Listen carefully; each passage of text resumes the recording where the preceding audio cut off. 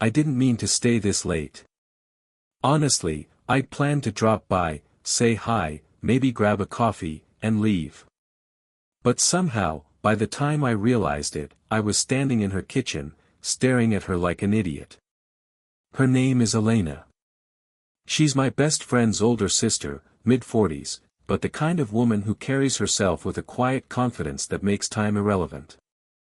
She's laughing at something I said, I can't even remember what, but it's like the sound wraps around the room and makes the air heavier, warmer. I feel my chest tighten in a way that's both thrilling and terrifying. I shouldn't be here. Really, I shouldn't. But the smell of coffee brewing, the soft hum of the refrigerator, the way sunlight hits her hair just right, it's hypnotic. You're quiet, she says, tilting her head, a knowing smile tugging at her lips. I shift, trying not to look like I've been caught staring. Just thinking, I murmur, but the words sound empty even to me. She laughs again, a low, effortless sound that somehow makes me feel exposed. And then she does something that almost breaks me, she leans slightly closer, enough that our arms brush, and doesn't pull away. I swear I can feel her warmth through the thin fabric of my hoodie. It's ridiculous. She's older, experienced, someone I should see as untouchable. But there's something in the way she looks at me, like she's been waiting for this moment, like she's already inside my thoughts before I even knew she existed there. I clear my throat, trying to steady my hands, but she notices anyway. Her eyes soften, and I swear, for a second, she sees right through me. The part of me that's always careful, always rational, the part that knows better, she's looking straight at that, and it's terrifying and thrilling all at once. So, you're really here, she says quietly, leaning against the counter. Her gaze lingers, almost accusatory, like she's keeping track of something I don't understand yet. Yeah, I say, and the word sounds louder than intended. I glance at the floor, my stomach twisting with an excitement I don't dare name. There's a moment, a long, suspended silence where nothing is said but everything is understood. The sunlight shifts across the room, and I realize I'm memorizing her, the tilt of her shoulder, the curve of her smile, the faint crease at the corner of her eye that shows a life lived fully, beautifully, unapologetically. I want to say something. Anything. But my words keep getting caught, my voice failing me. And then she does the unthinkable, she moves closer, just a step, and for a second, the space between us disappears. My breath hitches. The moment shatters as the doorbell rings, sharp, intrusive, impossibly loud. I startle, and she smiles, almost teasingly, though her hand lingers near mine on the counter. I glance at her, our eyes locking in a flash that feels heavier than air. Something unspoken hangs there, a tension I can't ignore, a possibility I can't name. And just like that, everything changes. I don't know what will happen next, but I know one thing, I can't leave that I never thought I'd be the kind of guy to notice someone like Elena the way I notice her. It's not just her beauty, though it's impossible to ignore, but the way she moves through a room like she owns it, even when she's quietly trying not to. There's a softness there, too, in the laugh lines around her eyes, in the way she hesitates before she speaks, like she's thinking through every word. She notices me watching, of course. She always does. And I can't blame her, there's a part of me that's drawn to her like a moth to a flame, even though I know the rules. She's my best friend's sister. She's older. Experienced. I'm barely out of college.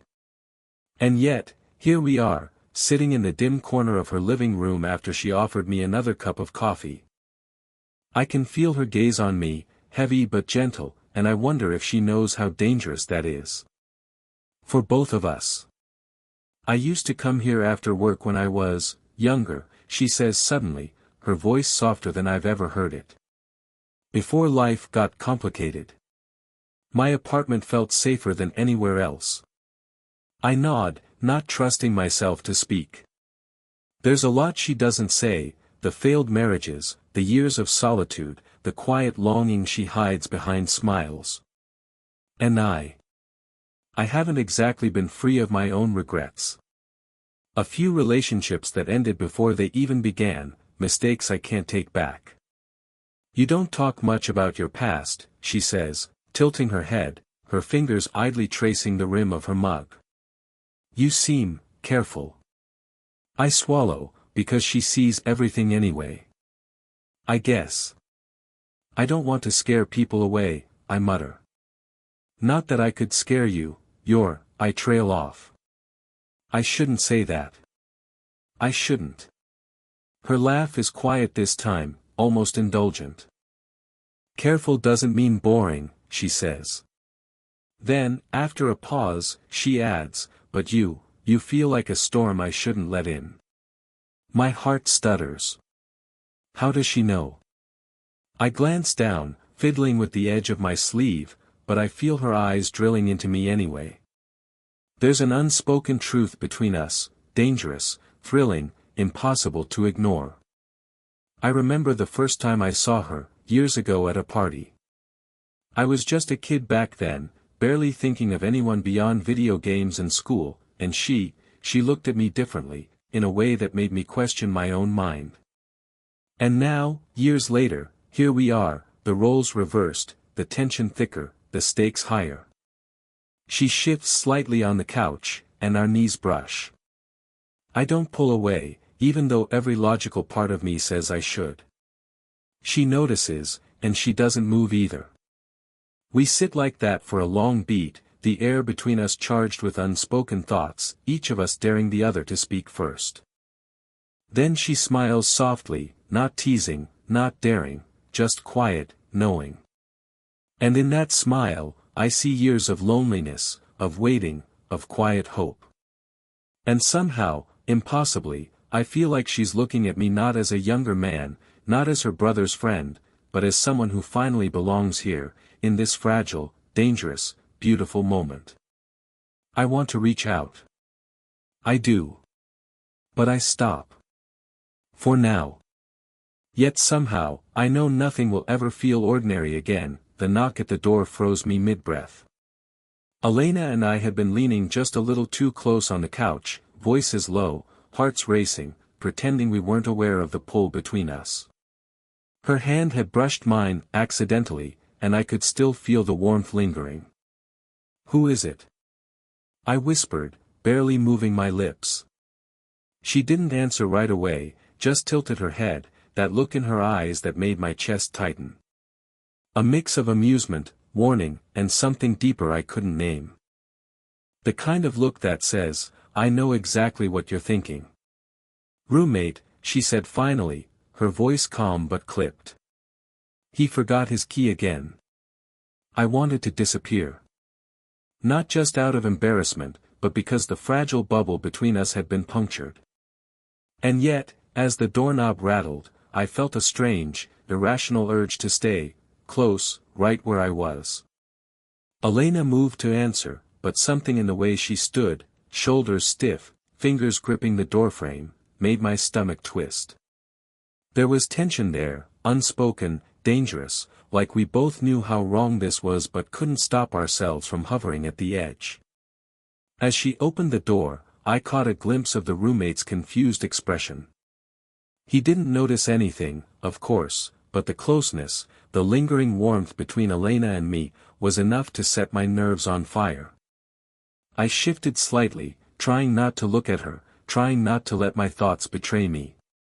Once he left, the room was quiet again. Too quiet. My heartbeat seemed loud, echoing in the small space.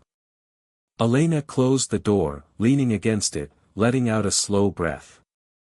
I noticed the faint tremor in her hands, the way her gaze flicked to mine and held longer than necessary. We shouldn't, I said, voice cracking slightly. I hated how weak I sounded. Her lips curved, but not in amusement, more like resignation. I know, she whispered, brushing a stray strand of hair behind her ear. But every time we try to step back, she trailed off, leaving the sentence unfinished, but I knew exactly what she meant. Every time we deny it, the pull grows stronger. My chest tightened. I wanted to say something, anything, but my words failed. Instead, I just let my fingers brush hers again, this time intentionally, feeling the spark shoot up my arm. A memory flashed, the first time I had seen her, years ago, and the inexplicable way she had looked at me then. That same look was here now, quiet but heavy, like she'd been waiting for this exact moment all her life. I swallowed hard, trying to anchor myself in reason, but I couldn't. And she didn't let go either. The tension stretched between us, electric, unbearable, teasingly close to breaking. Then she moved slightly closer, just a breath away, and I caught her scent, coffee, warm skin, something uniquely her. My pulse hammered. She closed her eyes for a moment, as if to steady herself, and I wanted to close the distance, to bridge the gap that neither of us could ignore any longer. Before anything could happen, the doorbell rang again. Sharp.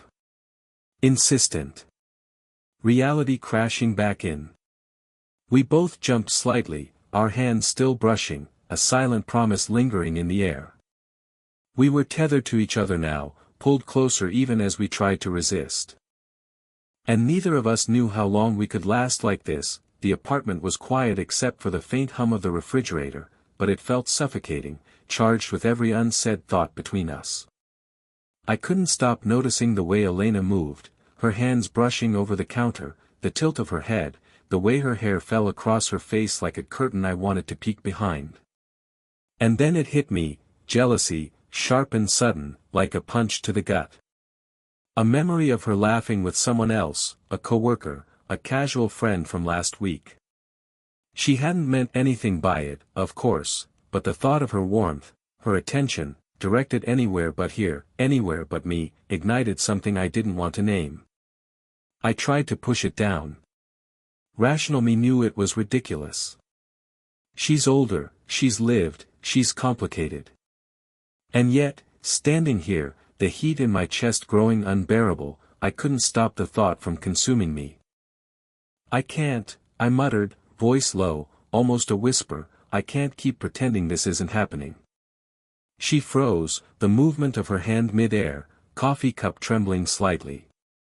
Her eyes widened, a flash of fear, or maybe anticipation, crossing her face. You mean, this? I nodded, words failing me now. The vulnerability I'd tried to hide all evening bubbled to the surface, raw and unfiltered. Yes. Us. Whatever this is. I can't ignore it anymore. For a long beat, she didn't respond.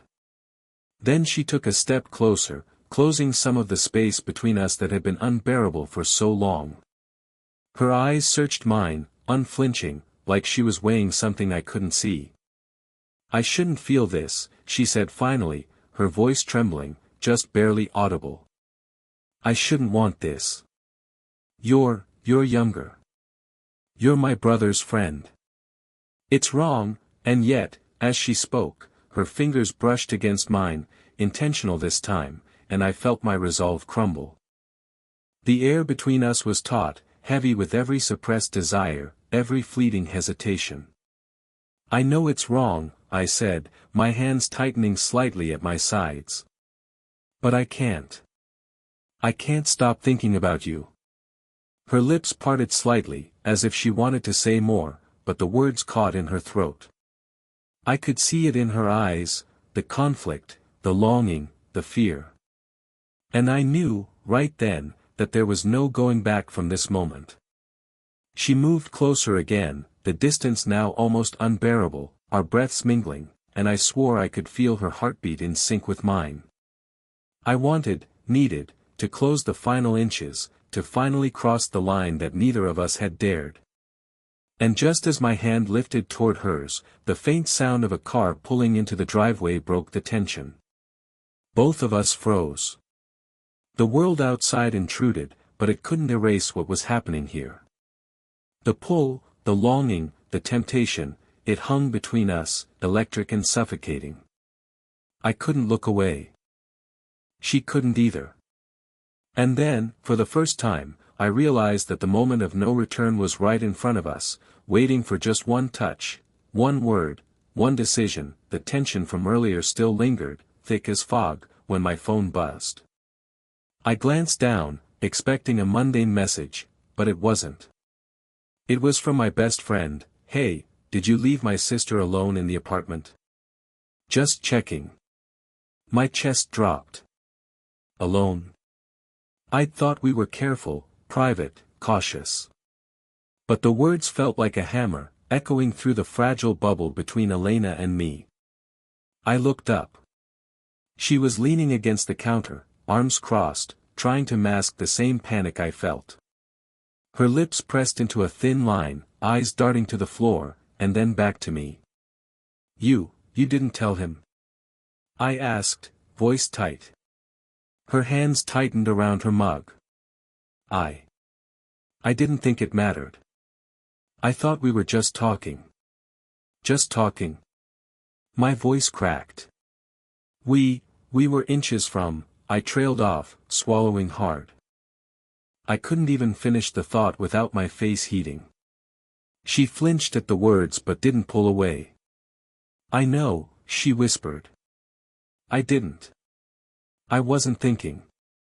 It just happened. My mind raced. My best friend, her brother, trusted me. I trusted him. And now, even our careful moments were teetering on the edge of betrayal. My heart pounded, not just with desire but with guilt, with fear, with the horrifying realization that one misstep could ruin everything. I wanted to step back. I wanted to tell her it was too dangerous, too reckless. But then she looked at me, really looked at me, and something in that gaze stopped me. Her eyes, wide, vulnerable, yet fiercely defiant, held years of unspoken longing. And suddenly, I didn't care about the rules. I cared about her. I can't leave it like this," I said, voice barely audible. She nodded slowly. "Neither can I. But we have to be careful." Her words should have been grounding, a reminder of reason. But instead, they made the air between us almost unbearable. I could feel the pull, stronger than ever, as though some invisible thread had snapped taut, drawing us together even as we tried to pull away. Then, without warning, she stepped closer, almost imperceptibly. Our knees brushed, and I swore the world narrowed down to that single point of contact. "I've waited years for this," she admitted, her voice low, trembling, almost a whisper. "And I don't want to waste another second." I swallowed hard, caught between desire and panic. Every logical part of me screamed to stop, to walk away, to breathe before we destroyed everything. But the pull, the ache, the longing, was unbearable. And just as I reached for her hand, the apartment door swung open. Not her brother. Not my roommate. It was someone I hadn't expected, someone who would change everything in an instant. We froze. The room seemed to shrink, the moment suspended like a held breath. Everything I thought I knew, everything I thought was safe, was suddenly gone. And I knew, whatever happened next, nothing would ever be the same. The apartment felt smaller than ever, the air thick with everything we hadn't said. Elena stood by the window, hands pressed to the glass, eyes distant, but I could see the turmoil in the slight tremble of her shoulders. "I can't keep hiding how I feel," she whispered, and for the first time, she wasn't looking at me with caution. She was raw. Open. Vulnerable in a way that made my chest ache. I took a step closer, and she flinched, but only slightly. The pull between us was magnetic, dangerous, undeniable. I wanted to close the distance, to finally erase the space we'd been circling for weeks. "I've tried," I said, voice tight. "I've tried to ignore it. Tried to tell myself I couldn't, wouldn't, but," my hands fisted at my sides. "I can't. Not anymore. Her lips parted slightly. I was scared, she admitted. Scared of what it would mean. Scared of losing everything if we crossed that line. And yet, here we are, I said, taking a careful step closer. Do you want to risk it? She looked at me then, really looked, and I saw the years of restraint, of longing, of quiet waiting, flash in her eyes. Yes, she breathed. It was like the air between us cracked open. I reached out, my fingers brushing hers, tentative at first, then with growing certainty. She didn't pull away. Not once. And in that moment, the apartment, the world outside, all the rules and doubts, they disappeared. There was only us. I don't care about the age difference, I said, voice low, steady. I don't care about the warnings or what anyone thinks. I trailed off, heart hammering. I just want you. Her smile was small, tentative, but it reached her eyes. Then, don't stop, she whispered. I moved closer, closing the final inches between us. Our breaths mingled, electric and warm. I could feel the pulse in her neck, the rise and fall of her chest against mine. And then, her hand slid into mine, holding tight as if anchoring herself, anchoring me. We didn't speak. We didn't need to. The room was quiet, the city beyond the windows alive but distant. Everything we had feared, every boundary we'd skirted, every stolen glance and near touch, it all converged in this single, perfect moment. And yet, even as our foreheads touched, even as our hands were intertwined, a part of me knew the world outside was still waiting, judgment, consequence, reality. But for now, for this heartbeat of time, none of that mattered. I don't know what happens next, she whispered, voice trembling but steady. But I do know this, she pressed her lips to my temple in a soft, fleeting kiss. And in that touch, all the years of waiting, all the fear, all the longing, finally made sense.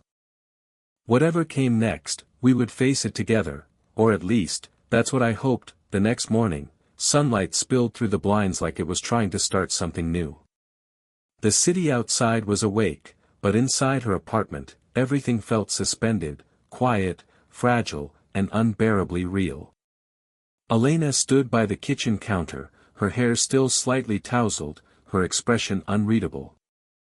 I sat on the edge of the couch, hands clasped, trying to find words for what had already changed between us. Neither of us spoke for a long time. The silence wasn't awkward anymore, it was honest. Everything that needed to be said had already been said last night, in the way she held my hand, in the way I didn't pull away. She turned to me finally, her voice soft. You're quiet again. I smiled faintly. You keep saying that. Because it's true, she said, and for a moment, the corner of her mouth lifted in that familiar, teasing way. But there was warmth there now, not just tension or uncertainty, but something gentler. Acceptance, maybe. I took a breath, letting the moment settle. So what now? Her eyes flicked to mine, and I saw the hesitation there, the weight of what we'd done, what we'd risked. Now, she said slowly, we stop pretending it didn't happen. I nodded, my throat tightening. And your brother? She sighed, her gaze drifting toward the window. He'll find out eventually. Maybe not today, maybe not tomorrow. But when he does, I'll tell him the truth. Her honesty hit me like a quiet storm. She wasn't afraid anymore. Maybe she never had been, maybe she was just waiting for me to be brave enough to meet her halfway. I don't want to lose this, I said. Her expression softened. You won't. She stepped closer, her hand finding mine again. Whatever this is, it's real. And real things are worth fighting for. For a while, we just stood there, holding each other's gaze as the morning light filled the room. The fear was still there, sure, but it didn't matter anymore. What mattered was that we'd crossed the line, not out of recklessness, but because we both knew we couldn't keep pretending. When she reached out and brushed her fingers against my cheek, it wasn't an invitation. It was a promise. Quiet, unspoken, but solid. "I don't know where this goes," she said softly. "Maybe it's complicated. Maybe it's messy. But it's ours." I smiled, a real one this time. "Then that's enough." Outside, a car horn echoed faintly. Somewhere, the world kept turning. But here, in this tiny apartment filled with sunlight and uncertainty, everything felt right. Not perfect. Just right. She leaned in, her forehead resting against mine. We stayed like that, breathing the same quiet air, letting the moment stretch until words felt unnecessary. For the first time in a long time, I didn't need to imagine what might happen next. I just wanted to be here, in this exact second, with her. Maybe that's what love really is, not grand gestures, not certainty, but two people deciding to stay, even when it's easier to walk away. And as she smiled, that same, knowing smile that had started everything, I realized something simple, and maybe that's what made it powerful: she hadn't just been waiting years for me. I'd been waiting for her too. Did you enjoy the story? What kind of stories would you like to hear next? Romantic slow burns, emotional heartbreaks, or second chance love stories?